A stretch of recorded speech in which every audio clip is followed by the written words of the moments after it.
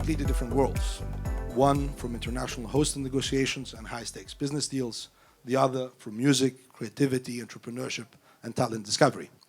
Chris has spent decades understanding how people think and make decisions under pressure. Wendy has spent decades understanding how extraordinary potential is recognized, nurtured, and ultimately realized, starting from her own to that of others. So what I'm going to try in one line to have as a theme in the discussion is that human potential without sound decision-making rarely fulfills itself. I would say how I have gone about talent discovery has been very much looking at my own path. I've lived this firsthand, having been an artist signed to Universal Music Group, touring around the world, opening for people like Jack White, Sheryl Crow, the Foo Fighters, and having poured my soul out on stage in front of thousands of people and knowing what it feels like to be in that position, realizing that when the elements are against you, how to overcome any challenges, and spotting not only great vocal prowess, but the ability to command a stage, the ability to have a presence.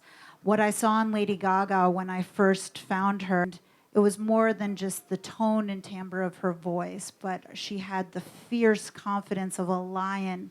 We were only performing in a place that filled maybe 300 seats, and she was performing as if she was singing to the back of the stadium. And this kind of confidence and fearlessness is a trait that I find among all artists that I want to develop. And I find that to be the same traits in any kind of greatness, whether to be an entrepreneur or any kind of business person. Having that fearless and risk-taking ability is crucial. What things have taught you about human nature itself? Because your work in so many ways is so different, a paradigm shift from what we were taught to date. There's a psychologist named Paul Ekman who contends that everyone is born, and the moment you're born, the moment you come to this world, wherever you believe we came from, with core emotions. And he initially said 5. It was anger, surprise, disgust, happiness, and fear were the original 5. Just being born human, period. Doesn't matter what your gender is, male or female, doesn't matter. Your ethnicity doesn't matter. Your religion doesn't matter. None of that matters. You're born with these core emotions. Now, feelings are what happens when we as humans with emotions interact with the world. And that's why if you interact with the world in different places, some of your feelings are different. And in isolated instances, there are tribes in isolated islands in the Pacific that have terms for feelings that Eskimos near the Arctic Circle don't have. Okay, certain differences in feelings, but we're all born with the same core emotions, just because you're human. And before Ekman put that out, every hostage negotiation team in the world, whether they be in Athens, or whether they be in Bogota, Colombia, or whether they be in Saigon, South Vietnam, uses the same skills because we're all wired with the same emotions. One of the issues we have in Greece and in many countries in Europe, if you will, is that the average fear of failure is much higher than it is, for example, in the US. And this becomes especially true when it comes to entrepreneurship. In some ways, it's a feeling that you're not allowed to fail. And you just mentioned failure and trial and error, which is in the word entrepreneurship. You know, you try. In Greek, it's even more clear. It's επιχειρώ, I attempt, if you will. But at the same time, fear of failure is very high. Is it still one of the greatest barriers in your opinion? And can we find ways to unlock human potential by changing our mindset and culture with respect to taking risk, failing, and attempting again with a better, let's say, compass in hand, with more knowledge in hand? Absolutely. There are no artists who are truly great, who have made a mark on the world, who haven't failed a million times. Same thing with great entrepreneurs. And it's very, very important to be a risk taker and to fail many times to be able to say, okay, this worked, this didn't work, fall down 7 times, stand up 8. That is who you are. Where you need to be resilient is the person that you become in the world. And usually, the greater the risk, the greater impact you'll have on the world. Fear is the biggest factor in decision making. Not the only factor, just the biggest factor. And what we as hostage negotiators learned effectively, naming the fear makes it go away. It at least makes it smaller. We refer to it as the elephant in the room. The fears are the elephant in the room. You don't make the elephant in the room go away by saying it's not there. It's not denying a fear. I don't want you to think I'm going to be disrespectful. If I am getting ready to say something that's going to impact you negatively, I'll say, this is going to sound disrespectful. And you'll be prepared for it. And then when I state it, then you'll see me in a different light. You're more likely to say, well, you're just being honest. So the key to fears is simply naming them. Now, when you name them, they go away a little or they go away a lot. And in many cases, if they only go away a little, people then become afraid of continuing to name it because they didn't think it worked. But basically, fear is the thing that gets in our way more than anything else as human beings. And if I negotiate with you, I know you're going to be afraid of something. I need to approach you in a way where you feel it's okay to talk with me about it. And then if I can figure it out, is it your autonomy? Is it your identity? Is it your ability to affect the outcome? Is it just because you need to be heard? I know if I deal with you because you're human, if I simply satisfy your need to be heard, then we're going to come closer together no matter what.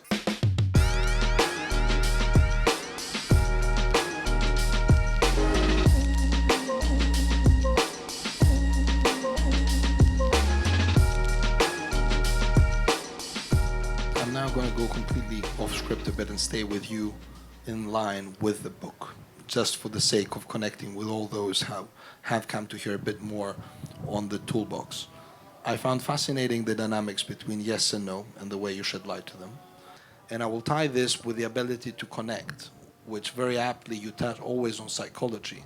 And I found this to be, in many ways, a break and a very powerful way of expanding the toolkit, which is bringing psychology across the full spectrum of negotiation in existential crisis, but also business, to bring the way we connect in empathy inside the way we connect in the boardroom at all times. Well, just on yes and no, we all hate to hear it, we love to say it. We all hate to hear no, we love to say no. We all hate to hear yes, we all hate to say yes, we love to hear it. So I'm gonna construct the words that I know you feel comfortable saying. I know if I try to get you to say yes, you'll be concerned about what you're letting yourself in for. So I don't try to get you to say yes. I know that when you say no, you love to say it, it makes you feel safe. So I get you to say no. I don't say, do you agree? I say, do you disagree? And there is sometimes some discussion as to whether or not our skills translate into other languages. I haven't run across anybody in any country, in any culture, that doesn't use no as a way to make people feel safe.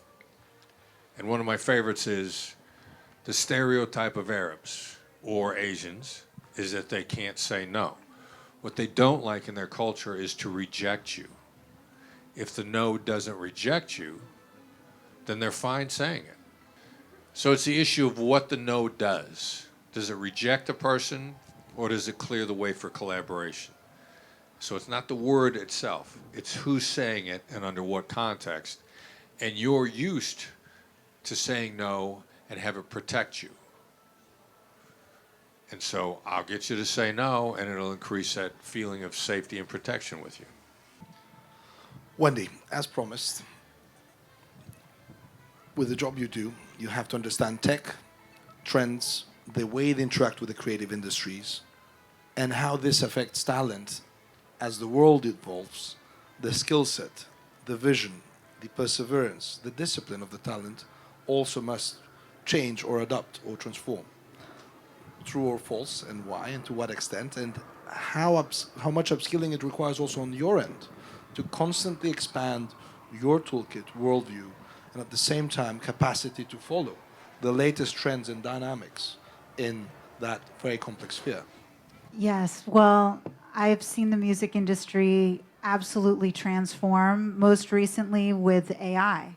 We've seen AI artists who are completely fictitious with, AI songs that were created from a prompt, like you'd prompt ChatGPT, become #1 on the Billboard charts twice in the last few months. It's pretty insane because all of the artists that I know have spent their entire lives honing their craft to learn how to write a great song. And so as technology changes, how do humans keep up with that?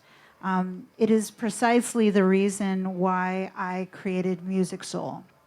Music Soul is my platform that will be launching later this year. It is a music streaming platform and marketplace. It is pop culture's first super app that basically uses AI to analyze content, whether it's a song, photo, video, and analyze the subscribers on the platform, which we're being pushed out to 3.9 billion subscribers through our brand partners. And it uses AI to data match, like a magnet, the right eyeballs to your content, and then pays you 70% of all streaming and advertising revenue. Chris, AI negotiation, do you feel job and the book is a threat or it's just an enhancer? Well, what AI has been showing consistently is it either enhances you or makes you dumber. If you lean on it completely, your brain gets lazy and you're dumber. If you let it enhance you, it makes you smarter. It's an accelerator. There have been some concepts that we've just discovered really in the last year about negotiation. I had AI write an article for me, and then as I was correcting it, I got insights and saw where it was wrong, and it led to new ideas. Imagine you have a gifted young entrepreneur, and you do, sitting here with us tonight. What should they start doing from tomorrow morning? What's one piece of advice from your journey, one part of the compass that they could consider broadening, or maybe they already have and they should be more imbued to continue embracing every morning?